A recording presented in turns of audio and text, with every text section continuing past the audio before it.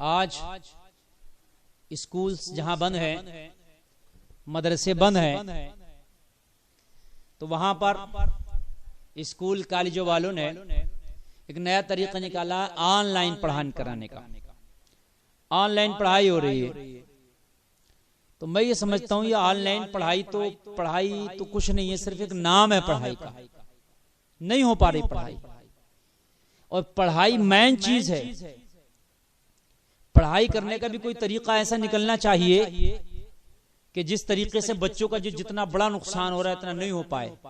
भाई जहां पर हमारा रोड खुल गया, बैंकें खुल गई और दूसरी चीजें एहतियात के साथ खुल गए, तो वहीं पर एहतियात के साथ स्कूल और कॉलेजेस भी खुलना चाहिए। चूंकि तालीम का बहुत नुकसान हो रहा और ऑनलाइन जो पढ़ाई हो रही है वो पढ़ाई कम हो रही है और बदमाशी उसमें ज्यादा हो रही है। अभी मैं आपको बताऊंगा, मिसाल के तौर पर ऑनलाइन पढ़ाई कराने के लिए ये छोटे बच्चे nursery, play nursery, LKG, UKG, KG और 1, 2 ये जो होते हैं ना, दूसरे तीसरे ये चौथे 5 क्लास तक के जो इंग्लिश मीडियम के खासकर बच्चे होते हैं। क्योंकि अब जो सरकारी स्कूल है हमारे बेसिक स्कूल, उनमें तो ऑनलाइन कुछ है ही नहीं। उनमें तो जब पढ़ाई होती थी उस जमाने में कभी कुछ नहीं हुआ, जब लॉकडाउन नहीं था, तो अब क्या तीर मारेंगे वो स्कूल। भाई उसमें तो जब पढ़ाई होती तब मास्टरों ने पढ़ा के दिया, अखबार पढ़ा, खिचड़ी खिलाई बच्चों को, मिड डे मील वाली, वो चले गए। तो वो अब क्या करेंगे, वो तो जीरो मामला, 0/0 पहले भी था आज भी है। मैं उनकी बात कर रहा हूँ जो प्राइवेट स्कूल है और उनमें ऑनलाइन पढ़ाई चल रही है, खासकर इंग्लिश मीडियम में। तो जो छोटा बच्चा है, अब मजबूरी है, चूंकि ऑनलाइन पढ़ाई करेगा तो मोबाइल उसके हाथ में दिया जाएगा। भाई मेरे घर पे भी बच्चे हैं छोटे छोटे, मैं देखता हूँ उनके हाथ में भी मोबाइल दिया जाता है। तो वो जब तक उनके सामने वर्क उनसे करा रहे हैं, काम करा रहे हैं, वो काम कर रहे हैं, और जैसे ही नजर हटी घर वाले की, गार्जियंस की, वैसे ही उन्होंने काम एक तरफ कर दिया और गेम शुरू कर दिया। गेम चल रहा मियां उनका।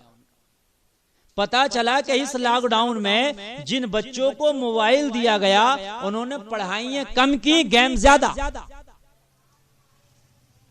अभी मुझे सुनने में आया 16 साल का लड़का, बल्कि अखबार में छपी थी ये बात कि PUBG का गेम खेल रहा था, 6 घंटे कंटिन्यू खेलता रहा। 6 घंटे खेलते खेलते 6 घंटे के बाद जब उसे हार हुई इस गेम में, तो उसे हार्ट अटैक आ गया और वहीं पर उसका इंतकाल हो गया। तो बच्चों ने उन मोबाइलों से गेम खेलना शुरू कर दिया। ये स्कूल वालों को समझना होगा, ये हमारे आला अधिकारियों को समझना होगा कितना तबाही की तरफ जा रहा हमारा मुआशरा। और जो लड़कियां हैं छोटी हैं तो फिर वो गेम की तरफ, और जो बड़ी हैं उनको मोबाइल दिया गया, मजबूरी है मोबाइल देना क्योंकि ऑनलाइन पढ़ रही हैं। तो फिर उन्होंने काम कम किया, व्हाट्सएप पे दोस्तों से चैट ज्यादा कर, उनकी दोस्तियां हो गई इस लॉकडाउन में। फेसबुक पर, व्हाट्सएप पर, मैसेंजर पर खूब उनकी दोस्तियां चल रही हैं, खूब बातें चल रही हैं। उनके क्लास में जितने लड़के थे तो अब उनसे चैट चल रही है। जो क्लास मास्टर थे उनसे नहीं चल रही, जो प्रोफेसर साहब थे उनसे नहीं हो रहा है, उनकी क्लास नहीं ले रही हैं, ऑनलाइन उनको नहीं पढ़ रही हैं, बल्कि जो लड़के थे अब उनसे चल रही है आपस में चैट। बड़ा कहीं नुकसान हुआ है। मैं सबको लड़कियों की बात नहीं कर रहा, इल्ला माशाल्लाह कुछ अच्छी भी है हमारी बहनें कि वाकई जो सही इस्तेमाल कर रही है मोबाइल का, लेकिन कम। अगर उनके हाथ में मोबाइल आया तो खुराफात की तरफ ज्यादा, बदमाशी की तरफ ज्यादा, बुरे कामों की तरफ ज्यादा। चैटिंग चल रही है, फेसबुक चल रहा है, आईडी बन गई, व्हाट्सएप चल रहा है। आप अंदाजा लें, अगर मेरी बात किसी को गलत लगती हो, जब से लॉकडाउन लगा, ऑनलाइन पढ़ाई शुरू हुई, व्हाट्सएप का इस्तेमाल बढ़ गया, फेसबुक का बढ़ गया। अच्छा व्हाट्सएप पर बढ़ा रहे, लेकिन फेसबुक का भी इस्तेमाल बढ़ गया, क्योंकि फेसबुक ज्यादा चला रही है। मैसेंजर का बढ़ गया, और दूसरे जितने भी ऐप्स आते हैं इनके इस्तेमाल बढ़ गया। ये मेरी कौम किधर जा रही है, तबाही की तरफ।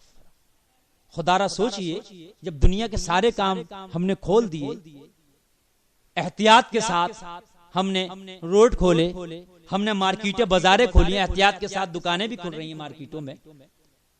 भाई शहरों में दुकानें खुल रही हैं एहतियात के साथ, बैंक खुल रहे हैं, हमारे ऑफिस खुल रहे हैं एहतियात के साथ, और काम हमारे एहतियात के साथ हो रहे हैं। तो स्कूल के भी कोई ना कोई ऐसा निकालें एहतियात कि जिसके जरिए से स्कूल भी खुले, पढ़ाई हो सके।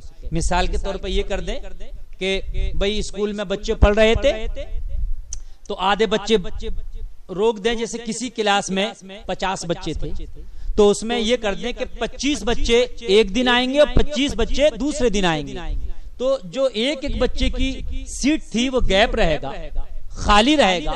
तो मास्क लगा करके और अपने आप को सैनिटाइज करके बच्चा कम से कम हफ्ते में 4 दिन तो स्कूल 3 दिन तो जा सकता है स्कूल। हफ्ते में 7 दिन होते हैं, एक दिन छुट्टी का रख लें और 6 दिन बच्चे, 6 दिन में गैप करके एक दिन छोड़ कर बच्चा जाएगा।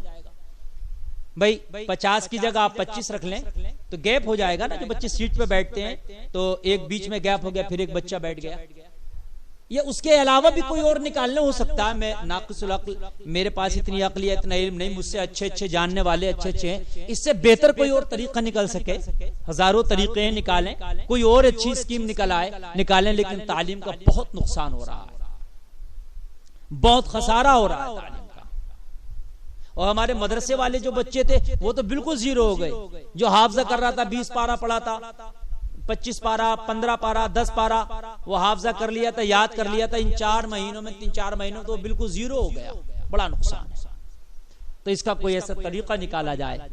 और हमारे बच्चे गेम की तरफ ज्यादा भाग रहे हैं। फिर अगर कल स्कूल खुले भी, भाई 4 महीने बाद, 2 महीने बाद कभी खुले, कभी तो खुलेंगे। जब खुले भी तो फिर बच्चों की ऐसी आदत पड़ चुकी होगी, इन गेमों की ऐसी आदत पड़ चुकी होगी कि बच्चे फिर इधर पलट कर आने की कोशिश नहीं करेंगे।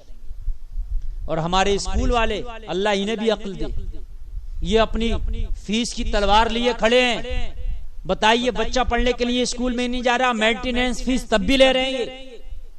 बच्चा स्कूल में पढ़ने के लिए नहीं जा रहा, लेकिन जो लाइट का बिल है वो फिर भी ले रहे हैं, फीस में लिख करके भेज रहे हैं। मैं महीने की फीस भी चाहिए मुकम्मल। आपका बच्चा नहीं आ रहा, आप जानो, मैं महीने की पूरी फीस, लाइट के बिल वाली फीस अलग से, मेंटेनेंस वाली जो होती है वो भी चाहिए। जो बताओ। और हमारा शासन प्रशासन आके बंद करके बैठा है। अरे वो गरीब जो खाना नहीं खा पा रहा अपने पेट में, वो इन सारी फीसें कहां से देगा? कम से कम मेंटेनेंस, जब बच्चा आपके स्कूल में आया नहीं, उसने तोड़फोड़ किया नहीं, तो किस बात का मेंटेनेंस? जब बच्चा आया नहीं, आपने लाइट या फैन इस्तेमाल किया नहीं, किस बात का इलेक्ट्रिक बिल, किस बात का लाइट का बिल? और कई तरह के चार्जेस। हालांकि फीस भी नहीं होना चाहिए थी, फीस भी आधी होना चाहिए थी। लॉकडाउन की आधी कर देते। अगर किसी की 500 की है तो 250, 1000 है तो 500, 2000 है तो 1000 होना चाहिए थी। बच्चा पढ़ने नहीं आ रहा, तुम्हारे जो टीचर पढ़ाने के लिए आते हैं, उन टीचरों को आने जाने में जो पेट्रोल उनका खर्च होता, सवारी में पैसा खर्च होता, वो भी खत्म। अपने घर पे बैठ के ऑनलाइन मैसेज कर दिया, उसके जरिए पढ़ाने में फीस पूरी, मेंटेनेंस पूरा, लाइट का बिल पूरा। शर्म करो। मैं गुजारिश करूंगा, मैं मांग कर रहा हूं, बहुत से लोग परेशान हैं, कितने लोगों को खाना नहीं है, फीस कहां से दें इतने तरीके की?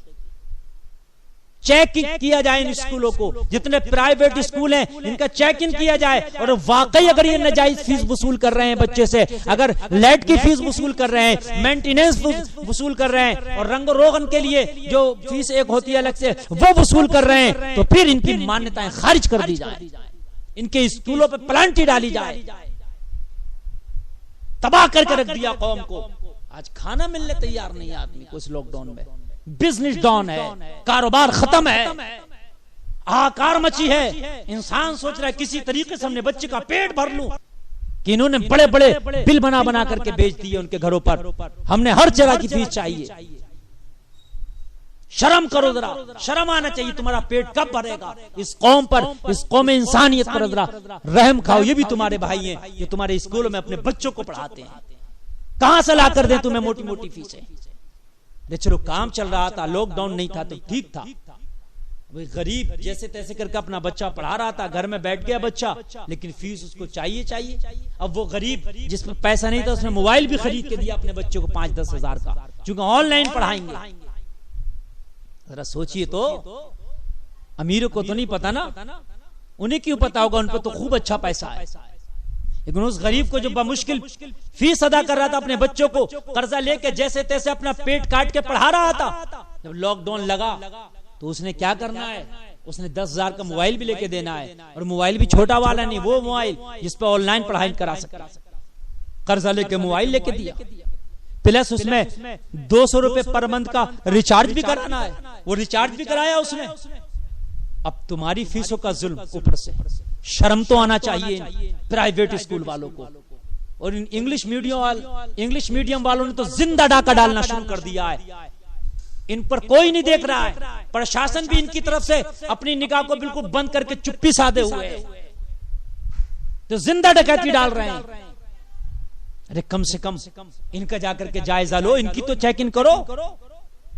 रोड पर जहां कार की बाइक की चेकिंग हो रही है, इंसान के मास्क की चेकिंग हो रही है, हर चीज की चेकिंग हो रही है, मास्क पहने है कि नहीं, कार में बेल्ट लगा है कि नहीं, मोटरसाइकिल का कागज है कि नहीं, हेलमेट है कि नहीं, ये कौन चेक करेगा कि ये जो नाजायज फीस वसूल कर रहे हैं ये सही है कि गलत, इसको भी चेक कीजिए।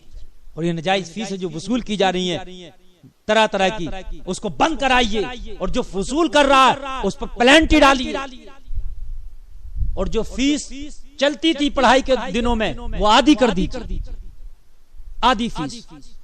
अगर कोई 1,000 फीस देता था महाना तो 500 देगा। इस कौम पर रहम करें। लेकिन हमारे यहाँ रहम नाम की कोई चीज नहीं है, जो मरा उसे और लात मारते हैं, और जो उठा उसको उसके ऊपर अपने जो है कांधा पेश कर देते हैं, लो और ऊपर उठ जा। हम तो वाह भी करते हैं तो हो जाते हैं बदनाम, वो कत्ल भी करते हैं तो चर्चा नहीं होता। हाल ये है। किसी ने क्या खूब कहा था, लिखा किस्मत में गम तो खुशी को याद क्या करना, जहां बेदर्द हाकिम हो वहां फरियाद क्या करना। आज हमारा यह हाल है।